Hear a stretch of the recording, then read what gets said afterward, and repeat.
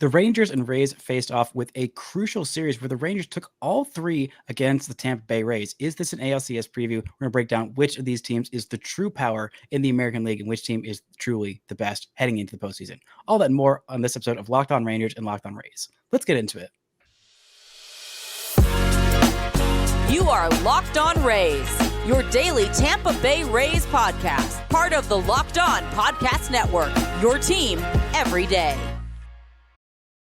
You are locked on to the Texas Rangers and locked on to the Tampa Bay Rays. I'm Bryce Patrick, host of the Locked On Rangers podcast for all 5 seasons. Joining me today on this crossover episode, we have Kevin, Weiss, and Ulises. What is your last? Sambrano? Yes. Okay. Just immediately blank right out of the gate. We are talking about this crucial 3-game series where the Rangers took 3 out of 3 games against the Tampa Bay Rays in a heavyweight battle in the American League. Thank you all so much for making Locked On Rangers and Locked On Rays your first listen every single day. Now, this was a crucial series and one that I don't think told us that much more about either of these teams. I don't think that the Rays are frauds by any means, or the Rangers are by sure, absolutely the best team in the American League at this point. But I'm just curious, which of these 2 teams do you think you feel more confident about heading into the playoffs as they currently stand before they make any big deadline moves? I think right now on July 19th, it would have to be the Rangers. They just looked offensively more stable. The pitching is great. They've got some bullpen help. It was a really good team to watch with a third party perspective, not being following them along every day. So they're a really good team, and the impressive thing is that it's a not only a top heavy lineup, but it's throughout the lineup. I mean, you can really go 7, 8, 9, and you're still facing really good hitters, which is really impressive. So right now I would have to lean Rangers, but thankfully it's July 19th and playoffs do not start tomorrow, and there is plenty of baseball left.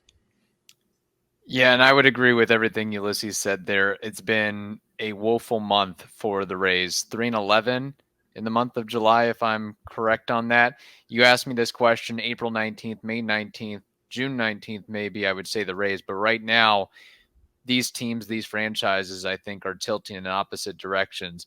The Rangers stock is up. The Rays stock is down. Not to say that, we're terrible, we're not going to do anything. It's just, at this point, you got to respect the way that the Rangers are playing in all facets of the game. And then, as we mentioned on this week's shows, Ulises, that the Rangers have put their money where their mouth is. They went out and acquired a legit talent in Aroldis Chapman. It's been crickets for the Rays and other teams as well. Yeah, and they spent money in the middle of the infield too, right? Semien and Seager, and they're producing. So they've really done what they've wanted. And then the young guys that they have with the Rangers, Josh Young, Jonah Heim, like they're producing too. So it's really, again, it's top to bottom, Bryce. It's been really impressive to see from afar. But if you talk about the Rays, I saw this today and I tweeted it out. Since June 1st, the Rays have played 40 games, which is around 41% of the season so far. In that span, they're ranked 17th in FWAR, 19th in WRC Plus with a 100 grade, which is basically average, and 21st in OPS with a 706 OPS. So since June 1st, it has been a struggle offensively for this team. But I think even knowing all of this, you look at these 3 games, and yes, it was a sweep, but every game was close. Yeah, and this is something that the Rangers haven't done very much. They've done basically since the All-Star break of having these comeback wins, especially against good bullpens. The Rangers did it twice against the Cleveland Guardians bullpen, which by so many metrics, by ERA, by strikeout rate, by left on base rate, like is the best in baseball. And the Rangers just demolished the Guardians bullpen. And they did it again against the Rays, who is just a team that from an outsider is like, oh, well, the Rays just have like 87 great pitchers, and literally everyone that the Rays gets that is a pitcher is going to be very great, including former Ranger great Zack Littell, who actually never pitched for the Rangers, the big league team, but did have a AAA contract before going to the Red Sox and then the Rays. Went 3 1/3 innings with just one earned run allowed, just one run in general allowed, which was, I believe, the Luis Taveras, number 9 hole hitter, solo home run, which, the Raiders took the first 2 out of 3 in this series, and then the Rays were going with the bullpen game, which has been the Rangers' biggest Achilles heel. They just have not been able to take advantage of bullpen games. And then here they let Zack Littell go 3 1/3 innings, limit them to just one run. And I think this was a really big performance from the Rangers because a couple of just so many monumental things happening in this game, from John Gray and his injury. Thankfully, there was no broken bones. He took a 112-mile-an-hour liner off of his plant foot. Thankfully, nothing was broken. I mean, Gray had taken I believe, 114-mile-an-hour liner off his arm in Houston a few months back, where we thought, oh, that's surely a broken arm. John Gray is done for the season. That's it. Thankfully, it was just a bruise. This was just a bruise as well. And then Adolis Garcia also took a pitch off of the elbow, right in off of the off of the protective guard. Thankfully, also nothing structurally damaged there. And then we also got to see the major league debut of one Alex Speas, who I talked a little bit on my show. Rays fans may not know about Alex Speas, but he is one of the feel-good stories for the Rangers this year. This was his major league debut. He was a guy who the Rangers drafted in the second round, I believe in 2016. He was a guy who always threw very hard, and had absolutely no idea where he was going. Absolutely no idea. Had Tommy John surgery, was drafted out of high school, and ended up retiring after the 2021 season. Spent 2022 just coaching a bunch of kids, and decided he was done with baseball. And then his daughter and his family and his friends said, "Hey, you should give it one more chance. You just go talk to the Rangers, see if they'll have you back, and see if you can go and kind of." Give it one more shot. And if it doesn't work out, then great. And if it does, then awesome. And he was absolutely fantastic in AA, absolutely fantastic in AAA. And the Rangers called him up. He added a new cutter, which was basically his new pitch. He had a fastball and a slider. The fastball gets up at triple digits. And the cutter we saw was absolutely nasty in his debut. Got Wander Franco to strike out for his first batter he ever faced, strike him out, throw him out, double play, and then got Randy Arozarena to swing out of his shoes, lose the bat, 2 All-Stars. I mean, he faced 5 batters and he struck out 3 of them, did not allow a single hit or a walk. A great debut for him. Coming up, we're going to look at where these teams might stack up in the playoffs, how much of a sure thing this is an ALCS preview, and a little bit more. But first, this word from our sponsors.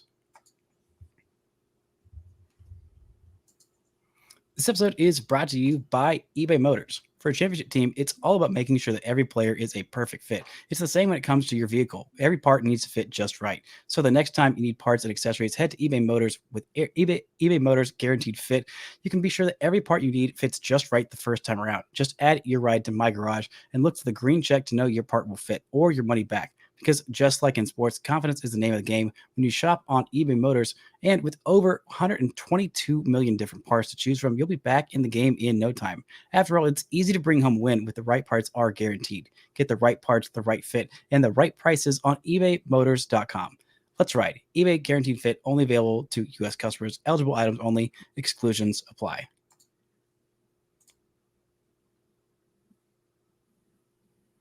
Shout out to the Everydayers for making Locked On Rangers and Locked On Rays your first listen every single day. The Rangers take on the Dodgers this weekend, while the Rays take on the Orioles. You can catch every pitch from both series on the hometown broadcast on SiriusXM. Just download the SXM app and search Rangers or Rays.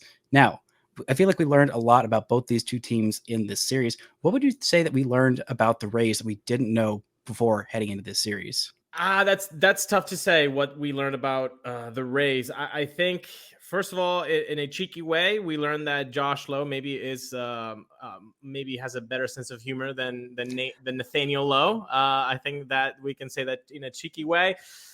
The real way, I think it's not something that we don't know, but it's the offense, man. We've seen, like I said in the earlier segment, since June 1st, it's been basically an average offense, and it continues to be. However, Kevin pointed out a couple of weeks ago, you don't really want to mess with the clubhouse, atmosphere, and those guys have been together for a while now, and they've produced. We've seen them produce this same season. So to just kind of trade away some pieces in that lineup might not be great for the clubhouse, but something's got to give. I mean, you can't just keep being a mediocre offense and expect to go deep into the playoffs. You can't do that because the Rays have been there before, where they have really good pitching, they have really good defense, they can run the bases well. But if the hitting is not there, you're not really going to make it. So I don't think it's something new that we learned, but I think it's just more cemented in the fact that you can have a great Shane McClanahan start and lose. You can have a great Tosh Bradley start and still lose. Kevin, do you think we learned something new? No, I think you hit the nail on the head there. Again, it's just a case of you can't. It's really, really unfortunate to see starts go to waste by Shane McClanahan and Tosh Bradley, respectively.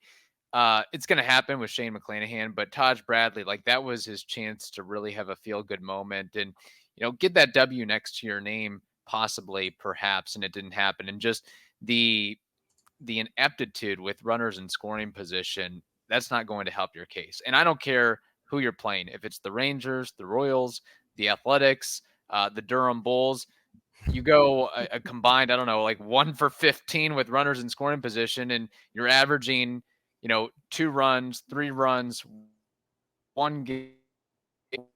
That's not going to get it done. You have to have more in the tank than that. And it's concerning. I mean, we're starting to see guys come back down to earth. And that's where some of the higher profile names like Brandon Lau have to kick it up a notch and have to step up. And maybe we're starting to see a little bit of that, but it's got to be more than Yandy Diaz, Wander Franco, Randy Arozarena show.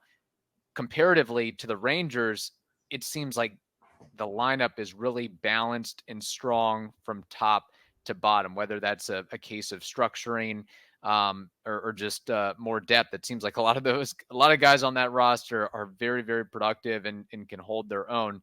And, for the Rays, you give Yandy Diaz a rest day, Wander Franco a rest day. It's like, where's the offense going to come from? Is Jose Siri going to be able to produce it besides the home run? What's his on-base percentage? Where's Christian Bethancourt? Where's Francisco Mejia in a big moment? Taylor Walls, what's he going to do? It's got to be more than 2 or 3 folks. Yeah, one of the things that I've noticed kind of the difference between these two lines, because they both do have like a lot of, especially it's fallen off a little bit the last couple of months with Taylor Walls kind of falling back down to earth and Bethancourt's numbers kind of falling back down just a little bit. And like both like 1 through 9 or at least 1 through 8 of both these lineups, like they have very, very good OPSs. But the thing I think is the difference between these two, and I'm not sure if it's a benefit to the Rangers or benefit to the Rays, but it seems like the Rays fall a little bit more on the home run ball. And I think that's actually a strategy that does do very, very well in the playoffs because, you're facing off against the best pitchers and sometimes you just can't get a hit in with runners in scoring position. The Rangers basically hit like Barry Bonds for the first 2.5 months as a team, basically hit like 330, like with an on base of like 400 and slash like 560 or something with runners in scoring position for like 2 months. And then basically from the time they played the Rays in mid-June to the end or to the All-Star break, they hit like, I don't know, Adam Rosales with runners in scoring position. So like eventually those things come back down to earth and you do need the home run ball. And it's kind of a different philosophy. Like this Rangers team is first overall, I believe, for the season in on base percentage. And that's one of the things that like everybody in this lineup does well, even though I have a lot of begrudging angst about seeing Robbie Grossman's name in the lineup as often as he does. He does give professional at bats, even when Nathaniel Lowe is like, I mean, he's got basically an 800 OPS, but as your 3-hole hitter in this lineup, you're like, okay, well, can't they do a little bit better than that? He will have professional at bats and keep the lineup moving and like, see a lot of pitches and will do something productive. Like we saw in was it the Tuesday game? Or no, it was the Monday game when they won on the walk-off wild pitch where Nathaniel Lowe, I believe he might have had 1 hit all day, but he also got that runner from second to third where they ended up scoring on the walk-off wild pitch. And that's one of the things that this Rangers lineup does well. And it feels like the Rays lineup for, a lot of very, very great hitters, a lot of very talented hitters. And I think probably a much more talented starting pitching staff than the Rangers have, or maybe it's even, but like, I feel like that's the thing where the Rangers have the edge over the Rays. Is that what y'all feel like as well? Well, let me just add this, Bryce, before Ulises, you go off on this. The point on the home runs, yes, it's accurate. The issue with the Rays is, and I think it was Evan Klosky, our buddy from Channel 10 WTSP, pointed out astutely, is they're all solo home runs. Like they are not hitting home runs with runners on or runners in scoring position, whatever it may be. In fact, was every home run by the Rays in this series a solo shot? I believe so. Let's see. The last game was a solo shot. Siri was a solo. Randy was a solo shot. Brendan Lau was a solo shot. Was a solo shot. Josh Lowe was a solo shot. Rosarena, Brandon Lau. Yeah, all of them were solo shots. That's almost all unbelievable. Four of them. Yeah, so I'll just make that note. That's what the Rangers did last year. Is they would hit home run, or I guess in the last couple of years. Well, I guess 2 years ago they didn't really hit any home runs, but last year they would just hit a lot of solo shots. This year they don't hit as many home runs. Like they've got. It feels like they're going to have like 9 guys in their lineup hit 20 home runs. I mean, Travis Jankowski is probably the only nearly everyday regular who's not going to have 10 home runs. I mean, he has 1, and honestly, he's kind of lucky to have that one. Yeah. He did smash it, but like the difference between having a bunch of just hits with runners, like rallies, 2-out rallies, and massive 3-run homers as opposed to a bunch of solo shots. I didn't really realize it because the Rangers have been so trash, and I'd take any home run I could get for the last 2-3 years. I mean, this is how Kevin and I talk a lot of baseball together, is because that's exactly what I was going to say, Kevin. Yes, the Rays have just been basically killing it with the solo shots lately. I think the number that Evan Klosky put out was, out of the last 24 home runs, 20 have been solo shots. Something unbelievably crazy that when you look at a baseball stat and you're like, there must be a typo. This is stupid. Somebody made a mistake here. No, it's actually true. Like that is how silly the solo shot thing has been for the Rays lately. So yeah, it's great that they're hitting home runs, but when you don't have people on base to kind of put a crooked number on the board, then it really is, it's great, but it's really not going to get the job done. Like, it's going to be very difficult to win a ball game 1-0 in MLB. So they just need to kind of get back to not chase as much, pick the right pitch to swing at, and that might be the biggest cliche that you can say in baseball, but that's exactly what they were saying in April and in May when they had the best offense in baseball, and that's what they said they were doing. So if they can get back to that, hopefully we can see better results. Yeah, absolutely. Well, coming up, we're going to look at how likely this is an ALCS preview, what both teams are going to look like, and who we are most impressed with on the other team. But first, this word from our sponsors.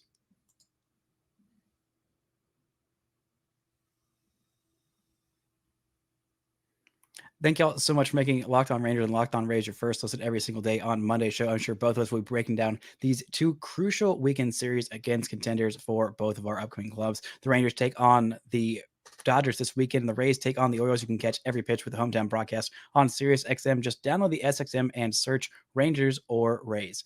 Now, both of these teams are likely headed for the playoffs. I feel like, barring something absolutely miraculously terrible for either of these teams, we're going to see both these teams in the playoffs. But I'm curious if you were to put a percentage, confidence on it, how likely do you think that this is the ALCS preview? I guess just both of these teams are in the ALCS. Not that the Rangers are going to sweep the Rays in the ALCS, but I would be very happy with that. Of course you would. Well, we would like to get some revenge from 2010 and 2011. That would be nice. But ALCS. Well, I think if you do a power rankings, it has to be Rays, Orioles, Rangers, Houston. Not in that order, but like those are the 4 teams. I was about to say, yeah. Houston is obviously last. Yeah, there's that Texas vibe there. So there's those 4 teams, because let's be serious, Central divisions in baseball are a joke. So it's those 4 teams. This might sound like a completely hot take, but if you follow the AL East a lot, then this might not be such a hot take.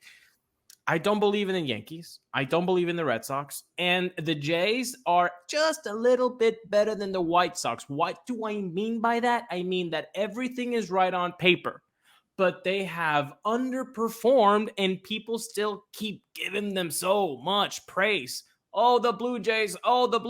They've done nothing. So really, in the AL East, it's just Baltimore and Tampa Bay. I feel like that's going to be it. On the other side is Texas, man. It's both Texas teams. Now, how likely is it going to be that the Rays? I can't put a percentage point. Maybe I can shoot that over to Mr. Kevin Weiss if he gives me a number. Yeah, it's really tough to determine that. I will say I'm rooting for the Rangers more so than the Astros. I think pretty much most baseball fans out there are doing that. Yeah, it's tough. I would say the Rays are more likely to do that than the Orioles just because they do have that tested playoff atmosphere in their clubhouse and in their organization. So they have a little bit of been there, done that vibe, where I think the Orioles still need to understand and figure out what's it like to play in the playoffs and how to advance. It's a different show. It's a different ball game to some extent. So I feel like the Rays, even though they're kind of on a downswing right now, we have to see what happens at the trade deadline as well. And assuming everybody can stay healthy, I mean, there's a reason that the Rays gave contract extensions to the likes of Pete Fairbanks, Yandy Diaz, and Jeffrey Springs, injured, of course. But to Two keep former that Ranger greats. to keep that continuity, you can thank us for Nick Solak. To keep that continuity, No, thank you. Absolutely, the honest of thank yous. I apologize for that. But well, you Nathaniel Lowe, I should say. Mm-hmm. So, yes, but yeah, that's kind of my point on that is that the Rays have so much. Yeah, that the Rays have so much playoff experience. I would give the edge and in the nod to them. Are they a World Series contender? I wouldn't say so at this point. I would much more likely lean the Braves in the National League, of course, and then I think the Rangers are a more complete team as of today than the Rays are. Man, Rangers fans hearing that are just going to be over the freaking moon, because just me hearing that, just heart skipped the beat just a little bit. But I definitely I like the Orioles and I like the Rays, both of them. I will not choose sides between both of y'all. I am rooting for you over all of the other teams in the AL East because of my John Daniels allegiance. Which, by the way, I'm curious, what is y'all's thoughts on John Daniels, former Rangers GM, the man who built the 2 World Series attending teams for the Texas Rangers and the most successful teams in franchise history, and kind of mostly built this team? What have y'all thought about his influence being what is his particular role? Senior old guy who kind of hangs around and occasionally does some moves. That's it. That's actually what he's on his business card. It's on his LinkedIn profile. Actually, I don't know how you got that right on the money. I mean, John and I are good friends, so yeah, of course. Yeah, text him about the show after. No, I mean, we talked about it. We made a whole episode about it, Kevin and I, when that news broke out. I think it's great. I think it's fantastic to get somebody else that has, like Kevin said, been there, done that has been successful, like you said, building World Series championship teams. Just another mind. And also, I think it's important to not get caught up in this goes in baseball, but this also goes with politics. This also goes with religion. This also goes with education. It's not good to be caught in an echo chamber. Everybody having the same kind of thoughts. Oh, everybody's internal in the race. Like, no, let's get a guy from Texas and what is your experience? What do you think that we're doing right? What do you think we were doing wrong? Like, get some diverse ideas going out. So I think it's great. I think it's fantastic. I'm curious as to your thoughts of how much the Nathaniel Lowe trade working out for the Rangers impacted them. Like, okay, y'all got one over on us here. What did you see that we didn't see? We need to bring you in so we don't do that again. Yeah, it's really funny. I mean, since John Daniels has been hired, and I guess the proper title is senior advisor, it's really been out of sight, out of mind. We haven't really seen him do any interviews or features or anything of that angle. So I think it's clearly more behind the scenes work and having some added value in that perspective. But it's not like he's going out there and handling press conferences or talking to the media. That's Eric Neander's job. That's Peter Bendix's job. Correct me if I'm wrong, Ulises, but I don't know if I've heard a quote from John Daniels thus far this year. The funny thing is, the beginning of the season, yeah. The funny thing is, he's done quite a few interviews with Dallas local radio talking about his time with the Rays and how the Rangers are doing this year. I think more so than with any kind of South Florida kind of media. Wow, look at that! All right, wow. Well, I hope he's. I hope he's enjoying his time in with the Rays. But yeah, like Kevin said, there hasn't been it's time for the John Daniels quote of the day kind of thing. It hasn't been that at all. But again, like I said, it's great to have somebody from the outside and kind of kick their ideas in. Especially with Peter Bendix being such a young general manager, just having some elder statesmen in the room that can say, hey, I know you've got a lot of urine and vinegar in you and you have some newfound ideas, but here's where things could go wrong or wayward. I think you don't want to have too many cooks in the kitchen, but having a guy with that experience in going through successes and failures, I think it's absolutely critical and important. And was he not part of the Rangers organization as they went from one ballpark to another ballpark? So the construction and the development and all the minutia that goes into that, I feel like he brings some value and some knowledge in that respect as well.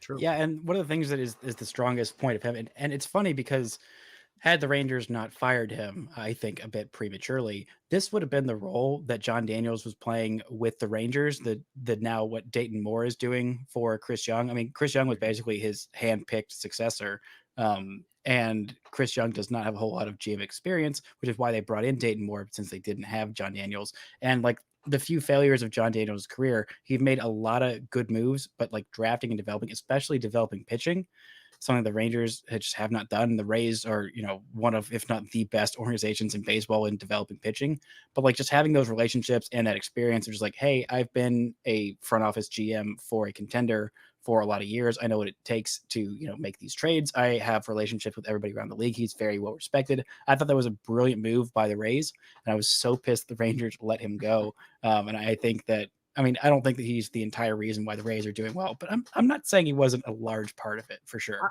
I'm sure he's a factor, and that's all that we care about. Yeah. Yeah. Well, this was a lot of fun, this series. I'm curious, final takeaways from this series. Who on the Rangers that you hadn't really heard of or thought of much impressed you the most this series? I'm going to be biased, but the Rays have this unfortunate talent of letting go of the wrong catchers. And Jonah Heim was definitely on that list. I know people on the Rays side are going to jump at me saying, how dare you say Jonah Heim when we got Joey Wendell and Joey Wendell was awesome? I get it, people. Joey Wendell was awesome. Yes, he was. But can I just say Jonah Heim for this hypothetical? I think it's Jonah Heim for me. Yeah, and just adding a honorable mention to that, I would say Ezekiel Duran, just based on taking a tailing 97 fastball away from Shane McClanahan and taking it the other way with ease, and just his numbers. And hasn't he played like 6 positions this year in some shape or form?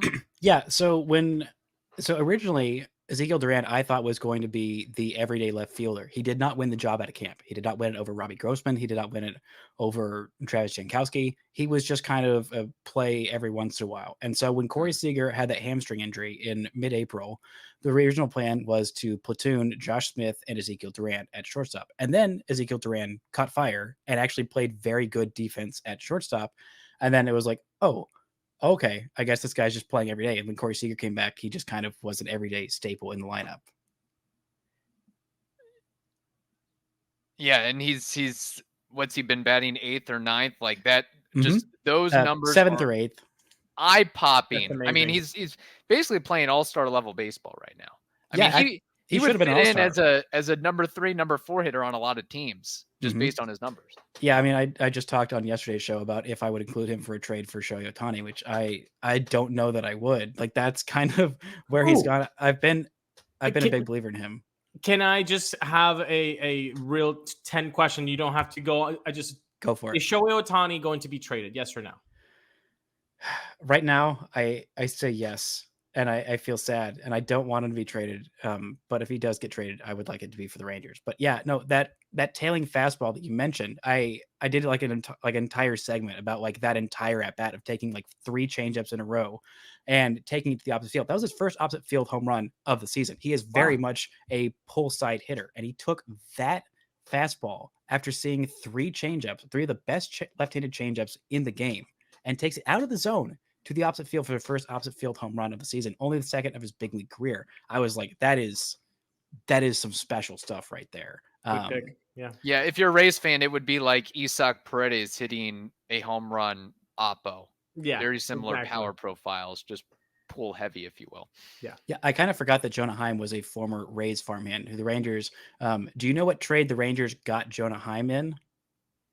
I'm assuming they got him from Oakland, correct? From Oakland. Yeah, this is gonna bother me. The guy's still in the league. He plays for the White Sox now. The Elvis Andrus trade. The Rangers got Jonah Heim for Elvis and Yep, they did. Mm-hmm. Wow. Yeah. An absolute like the trifecta of like kind of older veterans that are still thought of as kind of young, of like brilliant moves by John Daniels and Chris Young were, Nathaniel Lowe, Jonah Heim, and Adolis Garcia, who the Rangers got from the Cardinals for cash considerations. And now he's a 2-time All-Star. Like, yeah, unreal. And I think he's still leading the league in RBIs too, right? I think so. Yeah. Because the Rangers have like 5 guys in the top like 10 in RBIs, and one of them is their leadoff hitter. But for a guy from the Rays who impressed me a lot this series, I mean, it's obvious to say Shane McClanahan coming back off of like 17 days not pitching and goes 6 innings, and the only runs he allowed were on that incredibly improbable Ezekiel Duran home run. But I got to say Taj Bradley. I mean, I know he allowed a couple of runs and a home run, but he struck out 9, and he made Corey Seager, who has been, if it's not Shohei Ohtani, it's been Corey Seager, who's been the best hitter in baseball. He made him look foolish 3 times, struck him out 3 times. And I was like, man, I know he's been inconsistent this year, but like that guy's got a really, really bright future.